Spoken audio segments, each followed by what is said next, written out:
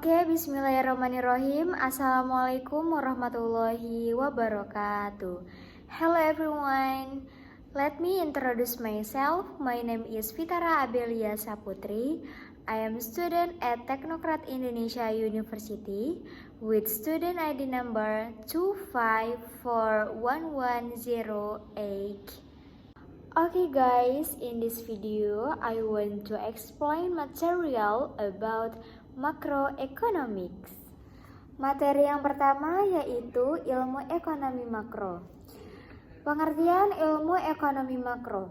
Ekonomi makro adalah cabang ilmu ekonomi yang mempelajari perekonomian secara keseluruhan atau dalam skala besar. Ekonomi makro tidak membahas perilaku individu atau perusahaan secara khusus, melainkan melihat kondisi ekonomi suatu negara secara umum. Fokus utama ekonomi makro adalah bagaimana suatu negara mengelola sumber daya yang dimiliki untuk mencapai pertumbuhan ekonomi, menciptakan lapangan pekerjaan, menjaga stabilitas harga, dan meningkatkan kesejahteraan masyarakat. Contoh kajian ekonomi makro antara lain pertumbuhan ekonomi Indonesia, tingkat pengangguran, inflasi, kemiskinan, serta kebijakan pemerintah dalam mengelola perekonomian. Tujuan ekonomi makro antara lain yang pertama yaitu untuk mencapai pertumbuhan ekonomi. Pertumbuhan ekonomi menunjukkan peningkatan kemampuan suatu negara dalam menghasilkan barang dan jasa. Semakin tinggi pertumbuhan ekonominya, maka semakin besar peluang peningkatan kesejahteraan masyarakat. Yang kedua yaitu untuk menjaga stabilitas harga. Pemerintah berupaya untuk mengendalikan kenaikan harga barang dan jasa agar tidak terjadi inflasi yang terlalu tinggi sehingga daya beli masyarakat tetap terjaga. Yang ketiga yaitu mengurangi pengangguran. Pemerintah berusaha sekali untuk menciptakan lapangan pekerjaan agar masyarakat memiliki penghasilan dan dapat memenuhi kehidupan hidupnya. Yang keempat yaitu menjaga keseimbangan neraca pembayaran, yaitu suatu negara perlu menjaga keseimbangan antara ekspor dan juga impor agar kondisi ekonomi tetap stabil. Dan yang kelima yaitu meningkatkan kesejahteraan masyarakat. Tujuan akhir ekonomi makro adalah untuk meningkatkan taraf hidup masyarakat melalui pendapatan yang lebih baik dan pemerataan pembangunan. Selanjutnya yaitu ruang lingkup ekonomi makro. Ruang lingkup ekonomi makro meliputi yang pertama ada pendapatan nasional. Pendapatan nasional adalah jumlah seluruh pendapatan yang diterima masyarakat dalam suatu negara selama 1 tahun. Pendapatan nasional itu digunakan untuk mengetahui tingkat kemakmuran negara, membandingkan kondisi ekonomi antar negara, menjadi dasar perencanaan pembangunan, dan juga indikator yang sering digunakan adalah produk domestik bruto atau PDB. Selanjutnya ada pertumbuhan ekonomi. Pertumbuhan ekonomi adalah peningkatan produksi barang dan jasa dalam suatu negara dari waktu ke waktu. Faktor yang mempengaruhi pertumbuhan ekonomi tersebut yang pertama ada sumber daya alam, sumber daya manusia, teknologi, investasi, akumulasi modal.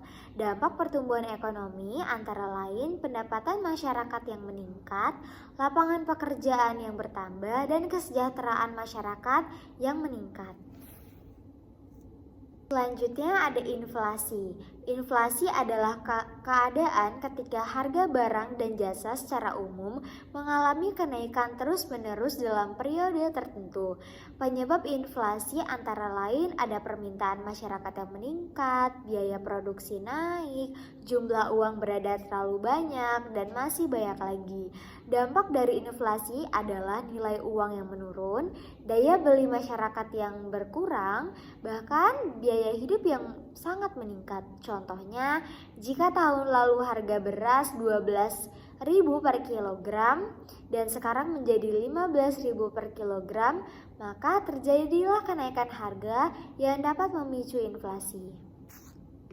Selanjutnya ada kebijakan fiskal. Nah, kebijakan fiskal adalah kebijakan yang berkaitan dengan permintaan dan pengeluaran negara untuk mengatur kegiatan ekonomi. Kebijakan fiskal dilakukan melalui anggaran pendapatan dan belanja negara atau APBN. Instrumen kebijakan fiskal yang pertama ada pajak. Pajak merupakan sumber utama permintaan negara yang digunakan untuk membiayai pembangunan. Yang kedua ada pengeluaran pemerintah, yaitu pemerintah mengeluarkan dana untuk membangun infrastruktur pendidikan, kesehatan, subsidi, dan berbagai program lainnya. Tujuan dari kebijakan fiskal ini antara lain yaitu untuk meningkatkan pertumbuhan ekonomi, mengurangi pengangguran, mengendalikan inflasi, meningkatkan kesejahteraan masyarakat, dan menjaga stabilitas ekonomi nasional.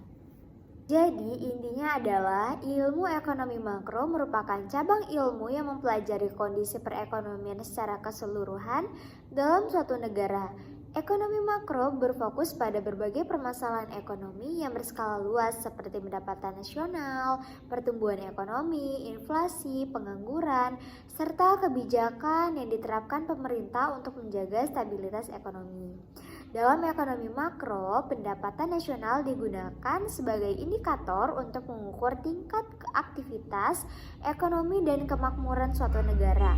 Sementara itu, pertumbuhan ekonomi menunjukkan kemampuan suatu negara dalam meningkatkan produksi barang dan jasa dari waktu ke waktu. Untuk menjaga stabilitas perekonomian, pemerintah menggunakan kebijakan fiskal melalui pengaturan penerimaan dan pengeluaran negara, serta kebijakan moneter yang dilakukan oleh Bank Indonesia untuk mengendalikan jumlah uang beredar dan tingkat suku bunga. Secara keseluruhan, ilmu ekonomi makro memberikan pemahaman mengenai bagaimana suatu negara mengelola sumber daya yang dimiliki untuk mencapai pertumbuhan ekonomi, menjaga stabilitas harga, mengurangi pengangguran, dan meningkatkan kesejahteraan masyarakat. Dengan memahami ekonomi makro, kita dapat lebih memahami berbagai fenomena ekonomi yang terjadi di sekitar mereka, serta pentingnya peran pemerintah dalam menciptakan kondisi ekonomi yang sehat, stabil, dan berkelanjutan demi kemajuan bangsa dan negara. Okay guys, enough for me. Thanks for watching and see you.